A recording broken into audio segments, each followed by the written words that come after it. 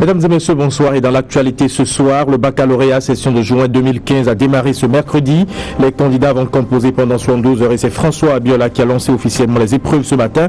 À Pomassé, les images sont donc à venir. Premières heures de campagne pour les communales et déjà des dénonciations. C'est une réponse du berger à la bergère. La session FDU de Bopa répond au FCBE. Et puis le Centre de réflexion et d'action pour le développement intégré et la solidarité a organisé ce mardi une conférence de presse. C'était dans le cadre de la célébration de la journée de l'enfant africain.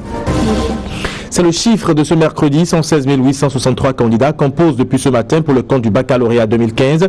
Un examen dont le lancement officiel a eu lieu dans la commune de Pomassé. C'est le ministre de l'Enseignement supérieur et de la Recherche scientifique, François Abiola, qui a procédé à ce lancement à Siongo-Kani, à Siongo et Elviston. Sur les 116 863 candidats en course pour le baccalauréat session de juillet 2015, 318, dont 58 filles, composent ici au centre de Tokpadomain, commune de Pomassé. Commune où a eu lieu ce mercredi 17 juin le lancement officiel de cet examen. Et c'est le ministre de l'Enseignement supérieur et de la Recherche scientifique, François Abiola, en compagnie des autorités communales, qui a procédé à ce lancement. C'est pour apporter ce réconfort-là à tous les candidats du Bénin, puisqu'il faut lancer le bac à partir de quelque part. Nous avons choisi de le faire à partir de Pomassé. Je souhaite beaucoup de chance, beaucoup de courage à toutes nos candidates et à tous nos candidats. Je sais que les résultats seront meilleurs par rapport à l'année dernière, puisque nous avons eu une année véritablement apaisée. Dans les salles de composition, la concentration est totale avant le lancement de la première épreuve en français. Certains candidats sont sûrs d'eux-mêmes. Je me sens mieux. Je me sens mieux par rapport à ce qui va se passer tout à l'heure. Et il n'y a pas d'inquiétude. Moi, je suis prêt pour composer. Oui. Parce que je n'ai plus de difficultés. J'ai déjà pris mes coups. Je sais que ça va venir très bien. Parce que le composition qu'on va nous donner, je sais que par la grâce de Dieu, ça va être facile.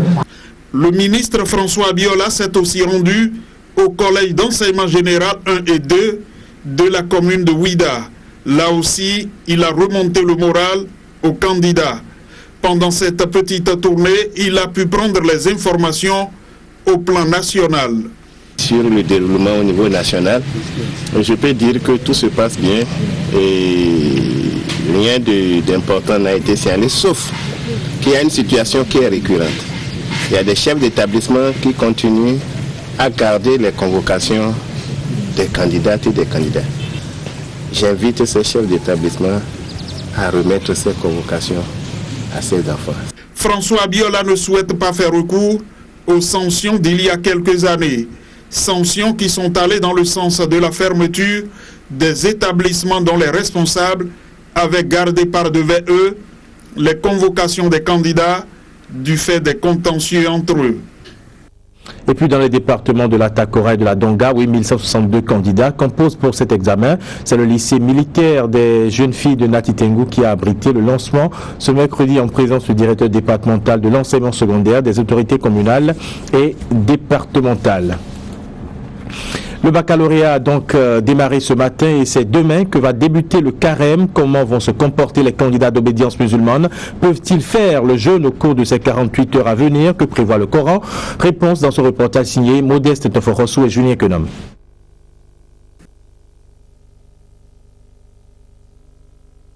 Ils sont tous des habitués pour avoir au moins une fois dans leur vie passé les examens de fin d'année. Celui-ci, c'est-à-dire le baccalauréat, est le troisième du cursus scolaire qui ouvre les portes de l'université. Venu très tôt dans le centre de composition et pour la concentration individuelle, chacun a rapidement pris place attendant la première épreuve de la journée. Que la volonté de Dieu soit faite, l'essentiel a été fait et je me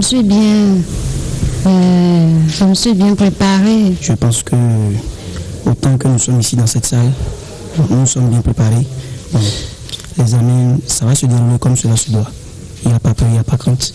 c'est l'homme qui a peur, sinon il y a rien. Dans le cadre de ce sésame, le baccalauréat, c'est avec l'extrême rigueur que les choses sont gérées. Le coup d'envoi des compositions est donné à 8 h au centre du lycée technique commercial de Porto Novo, où les candidats de la série F4 planchent. Centre choisi par l'autorité municipale pour lancer l'examen sous le contrôle de l'équipe diligentée par l'office du baccalauréat. Je suis venu vous dire qu'un examen, c'est juste une répétition de ce que vous avez l'habitude de faire. Je vous demande seulement de respirer un coup, mais prenez votre temps pour la lecture d'abord. Je vous supplie, prenez votre temps, lisez et faites la compréhension d'abord de l'épreuve avant de vous jeter sur les feuilles pour rendre. C'est sûr que c'est ce que vous avez déjà eu, qu'on va vous présenter. C'est pas de l'extraordinaire ni quelque chose occulte que vous n'avez jamais vu. Aucune fausse note n'est à signaler pour l'heure, a confié le chef centre. Ce matin, nous avons procédé, comme vous le voyez, à la vérification de la présence des surveillants.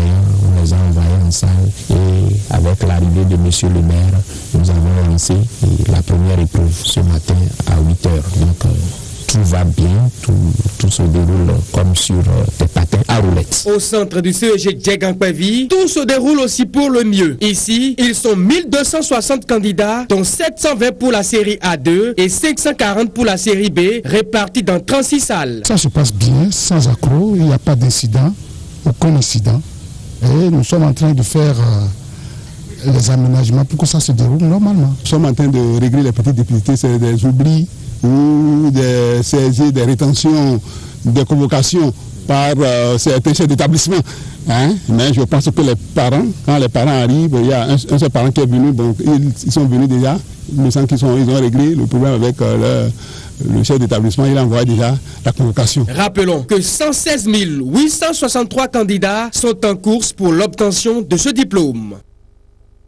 Alors, vous venez plutôt de suivre le lancement de cet examen du baccalauréat, session de juin 2015 à Porto Novo, avec justement la présence du maire de la ville. Et puis, je le disais tantôt, dans les départements de la Takora et de la Donga, 8162 candidats composent pour cet examen. C'est le lycée technique, le lycée militaire des jeunes filles de Nati Tengu, qui a abrité le lancement ce mercredi en présence du directeur départemental de l'enseignement secondaire des autorités communales et départementales, Régis Hippolyte Agossou.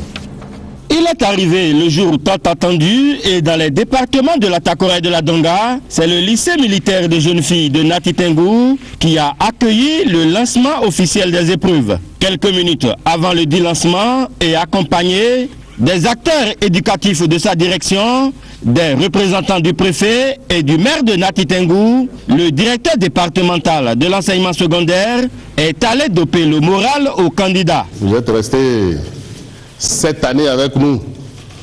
C'est le moment de passer le témoin à l'université. Donc je suis là pour vous apporter ma bénédiction. Travaillez bien, réussissez, et puis là je commence déjà par vous dire au revoir, puisque vous allez à l'université. Donc bonne chance à vous tous. Il est 8 h et la sirène lance les hostilités. Moment de grande concentration, de prière et surtout de conseils. C'est d'abord de souhaiter beaucoup de courage au nom du préfet empêché à nos candidats. Je leur dis d'être sereins, il n'y aura rien de sorcier et d'éviter des pratiques qui vont vous amener à perdre tout ce que vous avez fait tout au long de l'année. Il ne s'agira pas de se jeter sans savoir ce que vous voulez faire, puisque c'est aux questions que vous devez répondre. Cherchez à connaître le problème et c'est à ce problème que vous trouvez une solution. Soyez très serein et je pense que le résultat sera au rendez-vous. A noter que des 8162 candidats qui sont à l'assaut du premier diplôme universitaire dans les départements de la Takora et de la Donga, 480 composent dans ce centre du lycée militaire des jeunes filles de Nati Tengu. Et ce qu'on peut retenir est que tout se passe bien pour le moment. On vient enseigner. Vivement qu'il en soit ainsi jusqu'à vendredi prochain. Retour maintenant sur ce document, je le disais tantôt, le baccalauréat a démarré donc ce matin, mais demain va démarrer le carême. Comment vont se comporter les candidats d'obédience musulmane? Peuvent-ils faire le jeûne au cours des 48 heures à venir? Que prévoit le Coran? Réponse dans ce reportage signé Modeste Fokhosou. Ils sont nombreux parmi les 116 863 candidats qui planchent depuis lundi matin. Ils sont musulmans et seulement 24 heures après le début de composition, ils devront entamer le jeûne du Ramadan. Affronter les épreuves du baccalauréat le ventre creux, c'est une épreuve de plus qui va au-delà de l'assurance des premiers jours. Je me sens à l'aise, comme si je suis venue composer comme pour la première fois, chant les devoirs, bien les compos. Je suis à l'aise. Derrière cette quiétude de Rafiat, il y a une obligation religieuse. À chacun sa foi devant les épreuves. Et pour la musulmane, elle devra se conformer malgré le stress constaté autour d'elle et l'angoisse ressentie de part et d'autre aux prescriptions de sa religion. Elle se refuse alors de remettre en cause sa foi religieuse pour un défi académique. C'est normal, je dois jeûner. Je dois le faire pour invoquer l'Esprit Saint et lui demander tout ce que je veux. Ce n'est pourtant pas le cas chez son ami de la table d'à côté. Le moyen complémentaire pour elle de se libérer de l'appréhension quotidienne est de manger. Il va falloir enfreindre la règle pendant 48 heures, quitte à les rattraper. Bon, je peux rattraper ça, je peux ne pas faire ça et puis rattraper ça après. Parce qu'il me faut de l'énergie. Je dois prendre quelque chose pour bien me concentrer. En tout cas. Faut-il être complaisant avec la règle religieuse en raison de l'urgence académique? C'est l'équation à laquelle feront face les candidats musulmans à partir de ce jeudi. Et pour l'homme d'Allah, les sentences sont claires.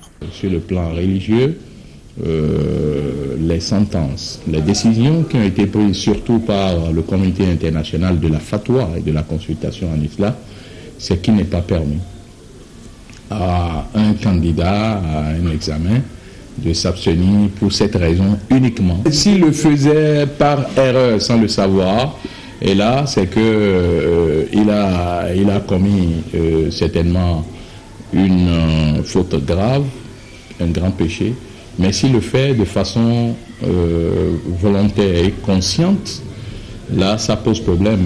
Et il y en a parmi les salafistes qui sont allés plus loin pour dire qu'il peut être déclaré comme quelqu'un qui n'est pas un kafir. À l'opposé de la religion, la science, sinon la médecine, se veut plus catégorique. Du stress mélangé à la faim forme un cocktail détonnant pour le corps et l'épanouissement psychologique du candidat. Lorsqu'on se prive de nourriture, on se prive de sources d'énergie. Et à partir de là, la sollicitation qu'on aura du cerveau pour pouvoir réfléchir et rendre en matière d'affrontement des épreuves, ça va avoir forcément un problème. On peut espérer sur le plan scientifique une baisse de rentabilité en matière de réussite à l'examen. À chacun sa foi et à chacun ses choix, mais le débat reste engagé entre scientifiques et religieux. Voilà pour ces explications. Et on parle toujours de ces examens de fin d'année pour dire que la correction des copies des candidats du CEP 2015 a démarré depuis ce lundi dans le Borgo à Libori. C'est le complexe scolaire Abdoulaye Issa qui sert de cadre à cette opération. Le constat sur le terrain maintenant avec Karim Onanda et Igor Danon.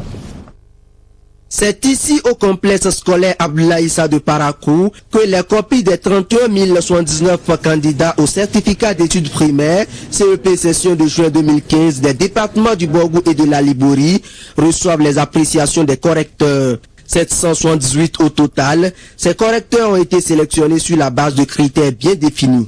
Au complexe Abdoulaye Issa, nous avons des enseignants qui sont d'une certaine qualification.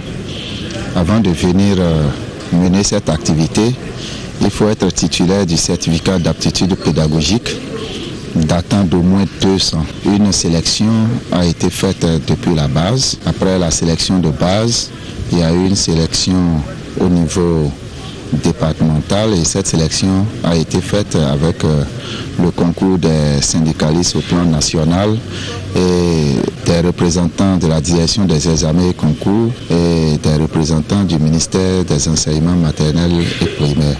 Démarré depuis le lundi 15 juin, ces opérations se déroulent sous l'œil vigilant des superviseurs nationaux dépêchés par la direction des examens et concours du ministère des enseignements maternels et primaires. La plupart des consignes que nous avons données, c'est par rapport aux causes de bonne conduite. Par exemple, dans les salles de correction, les correcteurs ne doivent pas utiliser leurs portables. Tous les portables sont fermés. Il est hors de toute question que les correcteurs s'adonnent à ces à manger, à grignoter des arachides, à manger du maïs. Après cette phase de correction, le secrétariat sera mis à contribution avant la proclamation des résultats définitifs.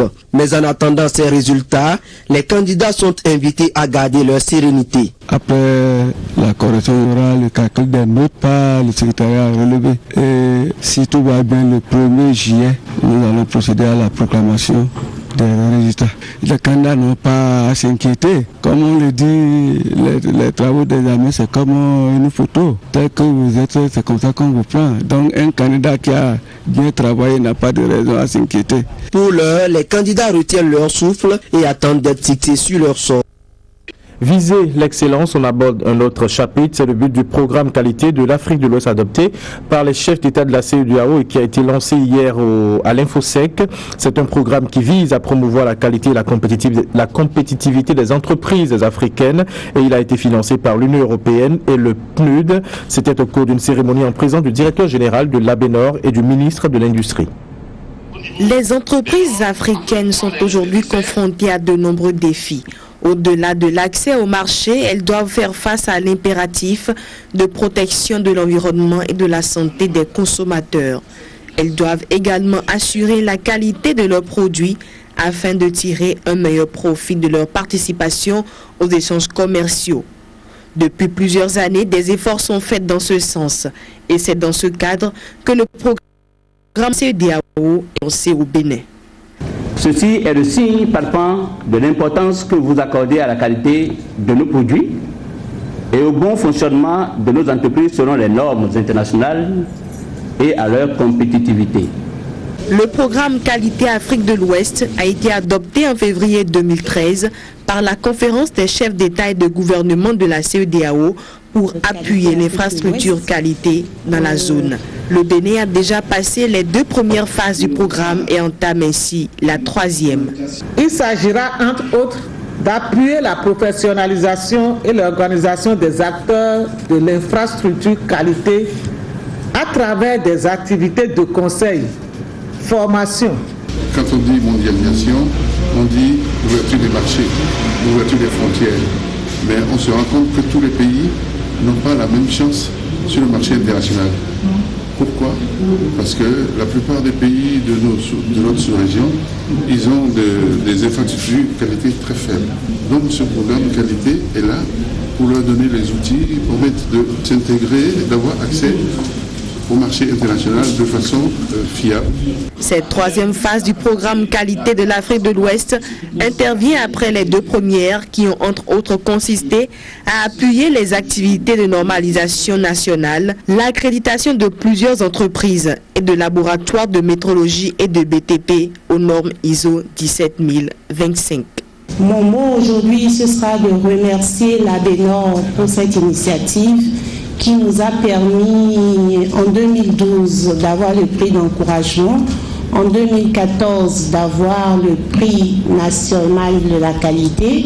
Je dirais simplement qu'il faut, comme on le dit en qualité, faire ce qu'on a prévu et éviter les procédures administratives ininterrompues.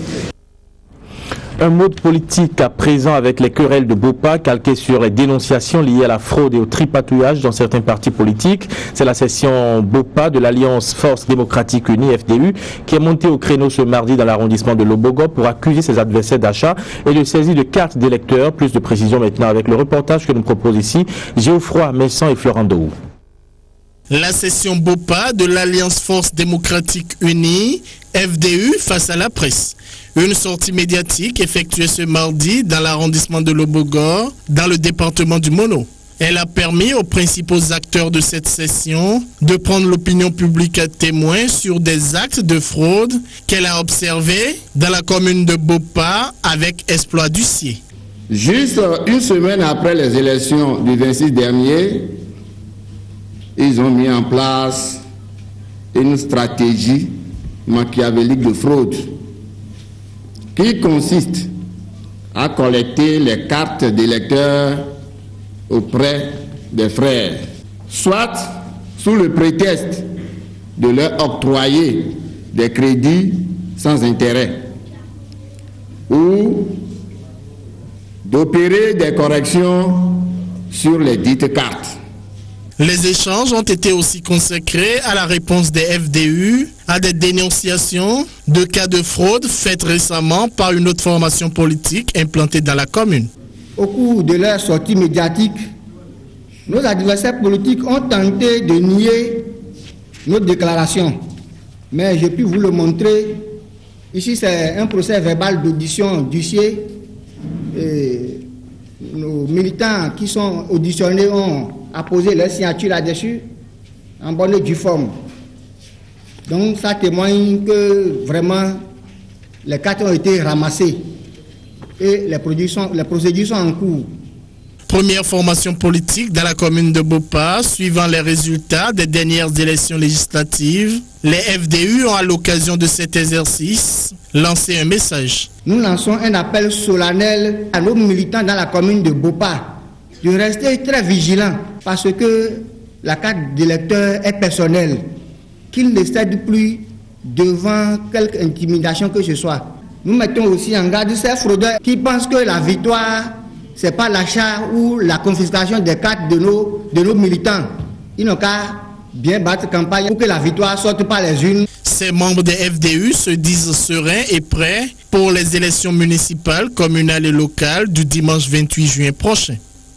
Architecture de paix au Bénin, faire coopérer les composantes existantes pour des réponses rapides. C'est le thème d'un séminaire national ouvert mardi au Palais des Congrès de Cotonou. Les travaux de ce séminaire seront consacrés à la mise en place d'une stratégie d'alerte précoce pour éviter les conflits dans les communautés. C'est une démarche du réseau ouest africain pour l'édification de la paix WANEP Bénin. Idriss Boukari et Elvis Tonoukoin. Le réseau ouest africain pour l'édification de la paix, WANEP Bénin, préoccupé par la préservation et la consolidation de la paix au Bénin, en partenariat avec la Coalition nationale pour la paix, il met en place une plateforme d'alerte précoce et de la réponse rapide. Le séminaire national qui consacre le lancement du programme est ouvert ce mardi. Ce séminaire vise à faire en sorte que toutes les organisations, à savoir étatiques et non étatiques, qui travaillent pour la paix se mettent ensemble sur un domaine que nous appelons l'alerte précoce et la réponse rapide. L'alerte précoce, comme cela se définit, c'est une alerte. Alerter quand on voit qu'il y a un problème susceptible d'entraîner un malaise dans la communauté, un conflit, disons une bagarre dans la communauté.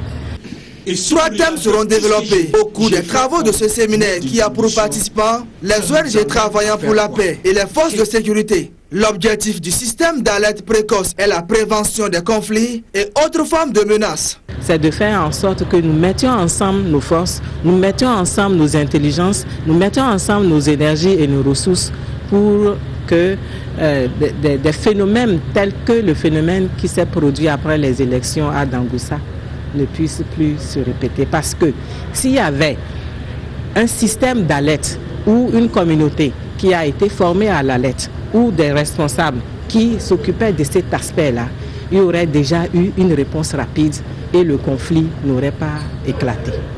Il faut définir également les mesures d'atténuation potentielle pour une action préventive proactive afin d'aider les communautés à réduire, voire éviter les pertes en vies humaines et les dégâts économiques. Le séminaire prend fin ce mercredi. Résultat attendu à moyen terme, l'élaboration d'un plan d'action avec l'engagement de tous les acteurs concernés à œuvrer pour que cette architecture de paix soit une réalité, aussi bien sur le plan institutionnel qu'organisationnel. De vos réflexions et vos recommandations retiennent. En titre, le Centre de réflexion et d'action pour le développement intégré et la solidarité a organisé ce mardi une conférence de presse sur les enjeux et les défis liés à la prise en charge pédiatrique au Bénin. C'était dans le cadre de la célébration de la journée de l'enfant africain. La rencontre a permis à Seradis ONG et à ses partenaires de se focaliser sur la prise en charge de la transmission du VIH-Sida de la mère à l'enfant et sur la prise en charge pédiatrique à base de données recueillies en la matière. Berge de Radio. L'Afrique a célébré ce mardi 16 juin 2015 la 25e édition de la journée de l'enfant. Les réflexions ont été placées sous le signe de l'éradication du mariage des enfants. Mais avant d'en arriver à cette étape, faut-il déjà assurer à la progéniture une naissance saine et une croissance non perturbée. Le Centre de réflexion et d'action pour le développement intégré et la solidarité Seradis ONG recentre ainsi le débat. Notre objectif est d'attirer l'attention des décideurs et des acteurs de la société civile sur l'impérieuse nécessité de promouvoir les droits des orphelins et enfants vulnérables au VIH-Sida en recentrant d'une part le débat sur la situation de la prévention de la transmission du VIH-Sida de la mère à l'enfant et d'autre part sur les conditions d'une meilleure efficacité de leur prise en charge. La survie de l'enfant dès le début de la grossesse est tributaire indéniablement de l'état de santé de la mère. Selon les statistiques, sur 10 enfants qui naissent séropositifs, 8 sont contaminés du fait de leurs parents. Il est donc impérieux de se tourner résolument vers la prévention de la transmission de la mère à l'enfant. Pour moi, quand on parle de prise en charge pédiatrique, il faut déjà commencer par la PTME, la prévention de la transmission de la mère à l'enfant.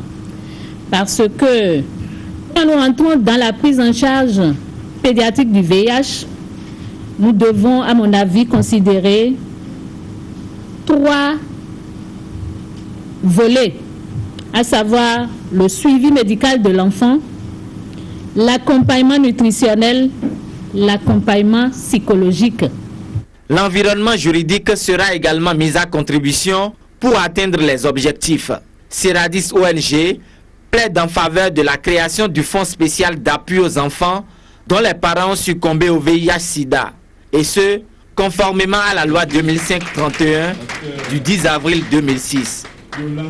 À suivre maintenant dans ce journal un atelier de consultation et d'implication des ONG dans le processus d'opérationnalisation du Fonds vert pour le climat au Bénin. Cet atelier se tient à Cotonou. Cette rencontre vise à aider les différents acteurs intervenant dans la protection de l'environnement à bénéficier de financement. Et puis, à l'instar des autres enfants du continent africain, ceux de la commune de Boukoumbe ont célébré la journée de l'enfant africain ce mardi. Ceci grâce à Plan Bénin qui a sensibilisé les enfants sur leurs droits.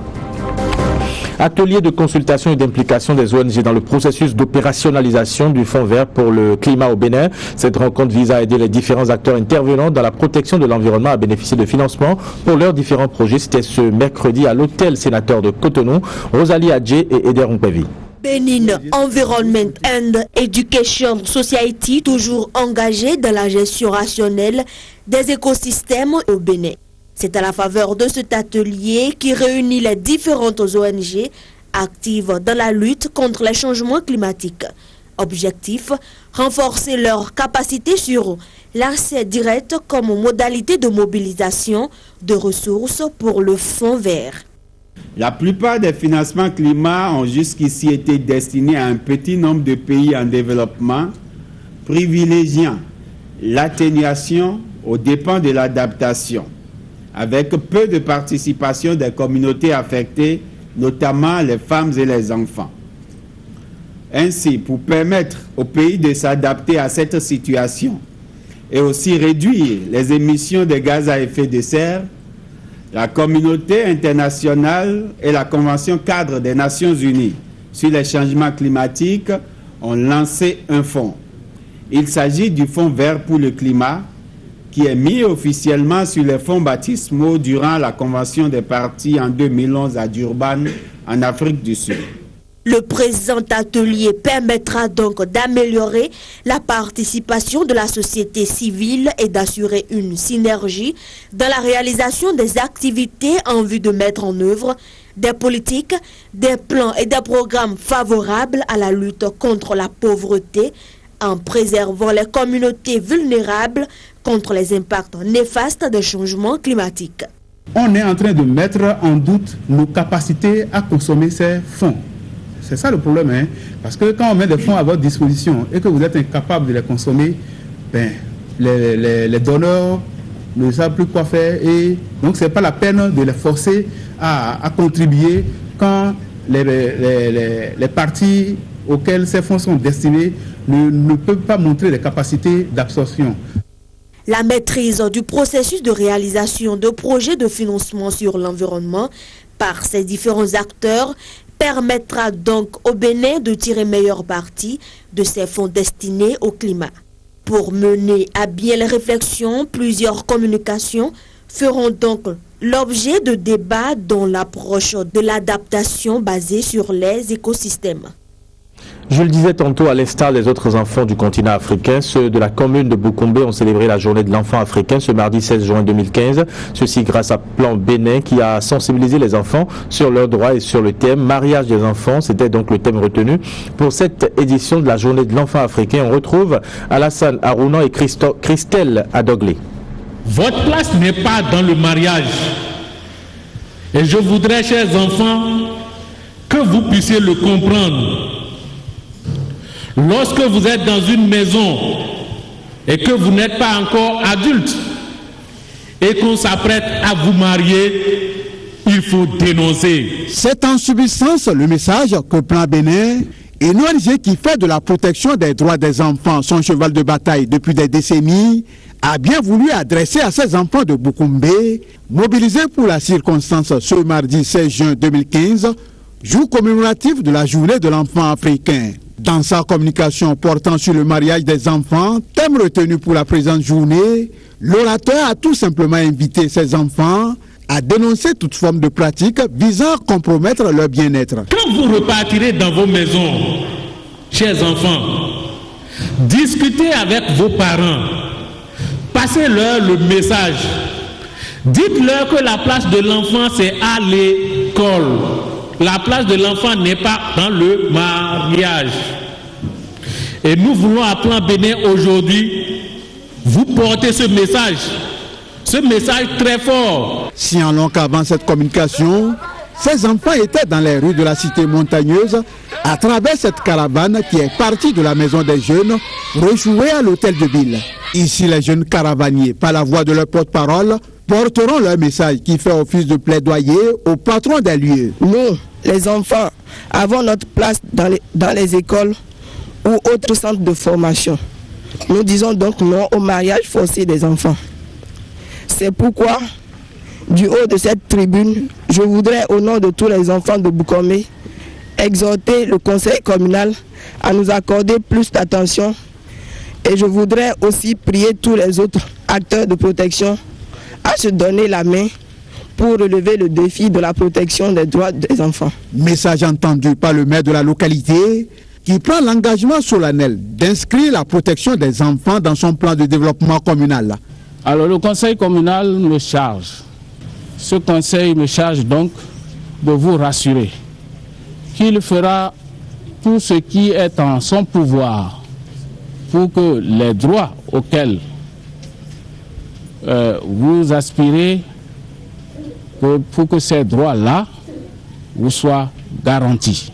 Considéré de tout le temps en Afrique comme un trésor, l'enfant a besoin d'être protégé et d'être éduqué pour assurer la relève de demain.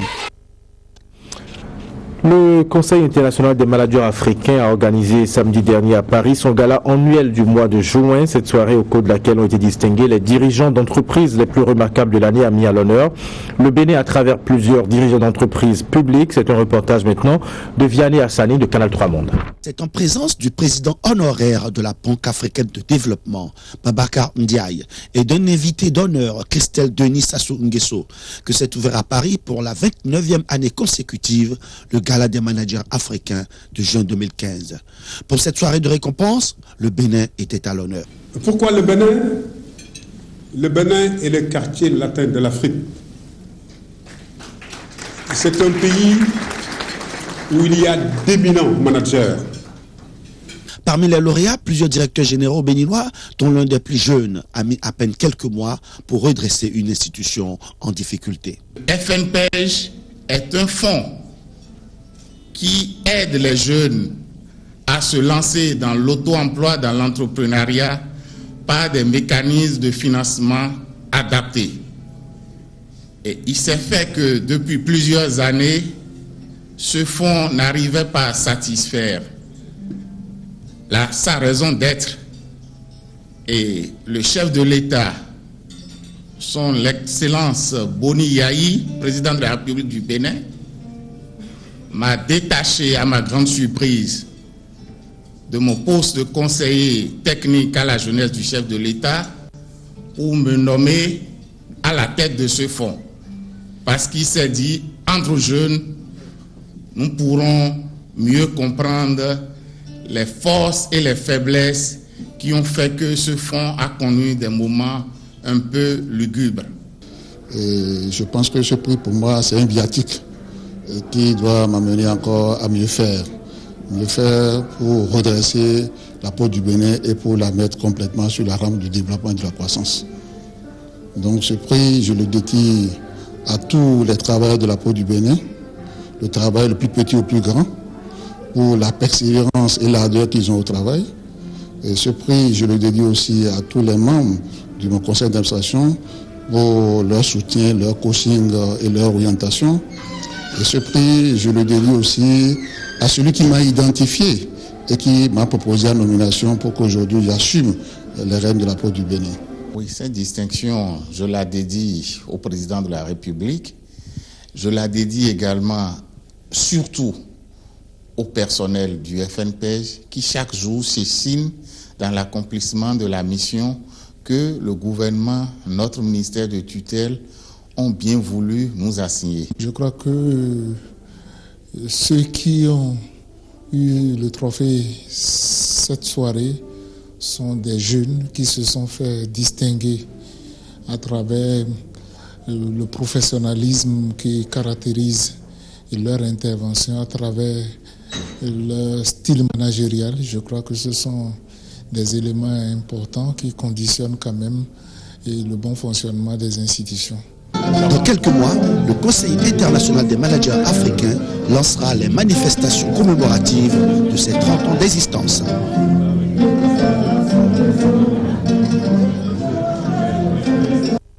Voilà, mesdames et messieurs, c'est la fin de ce journal. Merci de m'avoir suivi et à bientôt.